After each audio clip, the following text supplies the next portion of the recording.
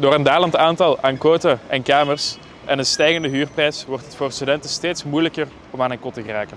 Dat is bij onze noorderburen niet anders. Hier in Maastricht is de situatie zelfs zo serieus dat het aan studenten wordt geadviseerd om oftewel een maand vroeger te beginnen huren, oftewel een maand lang kamers te huren in een hotel of in Airbnb's, om dan pas op de kotenmarkt te beginnen zoeken wanneer dat het rustiger is geworden. Studenten in Maastricht zoeken in de mate van het mogelijke naar hun eigen oplossingen. Ze slapen bij vrienden thuis of ze kraken een gebouw, om zo toch maar een kot te hebben. Is een van deze studenten. Hij vertelt ons vandaag meer over de situatie. I started squatting here because I didn't have a place. It was my third time homeless in Maastricht. The last two experiences I had, I was homeless 6 months and I didn't want to experience 6 months of homelessness again. And so I came here. Also, since this place is a community space where a lot of the Maastricht community gathers to do cultural things like music and things, I felt like it would be a good place to be.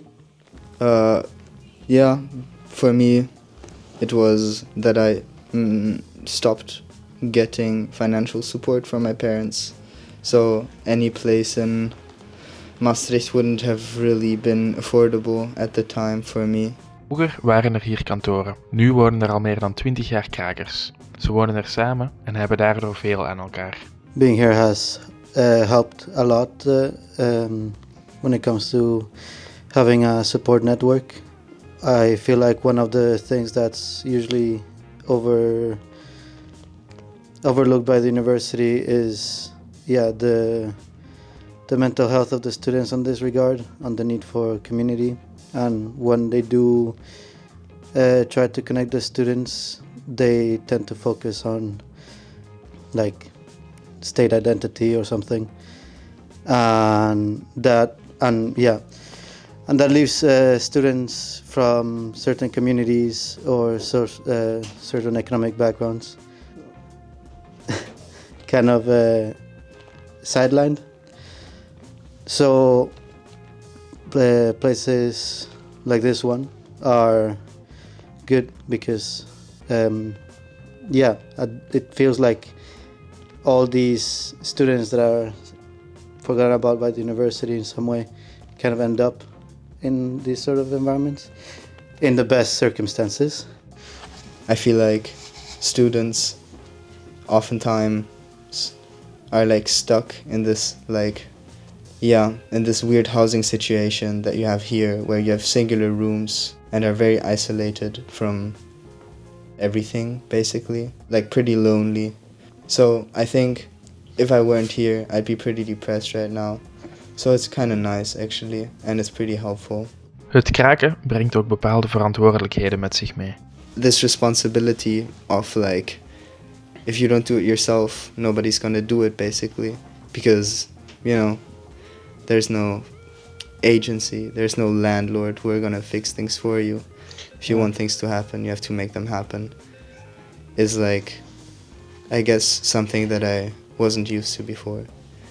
Do you feel like you have enough room here in the building to find like a quiet place to like study and sit behind your books? I don't think that there's an issue with finding space. There's so much of it. And also this house is comparably quiet, There's not a lot of events that are scheduled or something. It's quite nice actually, because there's just a lot of space. There has also been times where there's people that come invited and they just study here from time to time. We have the big hall that allows for a lot of people. Like right now the big hall is not suitable for studying because we are in the cleaning process. But usually you have a lot of couches and tables and people can use it. How is the neighborhood reacting to people staying here? Nowadays, people don't really come talk to other people in the streets. So we don't really know. We can make assumptions based on how people think of squats generally. But if we talk about like the all communities that we know, like the students, they seem pretty favorable because like squats in Maastricht and with the students, they offer the main spaces for students to socialize and be around without overspending. Again, there's a certain socioeconomic group of students that prefer to come here or the LBB to be there because it's more affordable and it's a safer environment, especially here. De stad probeert het kraken al langer tegen te gaan. Maastricht used to be a city full of squats and now there's very few squats. Ook het kraakpand waar Ramon en Spikey wonen zal worden overgenomen door de stad. The eviction date is unknown, right? That's, I guess, how it tends to be. Like, they keep postponing things, obviously. Our eviction notice period is 3 months, which is comparably long.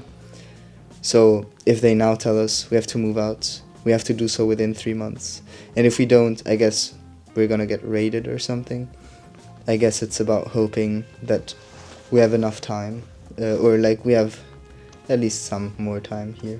De krakers zullen worden buitengezet, maar daar stopt het voor hen niet. Er hangen hen mogelijk nog meer problemen boven het hoofd. I guess the Netherlands is quite a peculiar case, because the majority, or like in many countries, squatting isn't as illegal as it is here. Like, you might face prison time for squatting, like initially squatting a place in the Netherlands, which is not the standard in Europe, you know. Als de stad geen betaalbare studentenwoningen voorziet, zijn kraakpanden als deze onvermijdelijk. Dat er nog werk aan de winkel is in Maastricht, zoveel is dus duidelijk. Maar Maastricht is natuurlijk niet de enige stad met dure studentenquoten. Vond jij dit een interessante video? Vergeet dan zeker niet te liken en te abonneren op ons YouTube kanaal.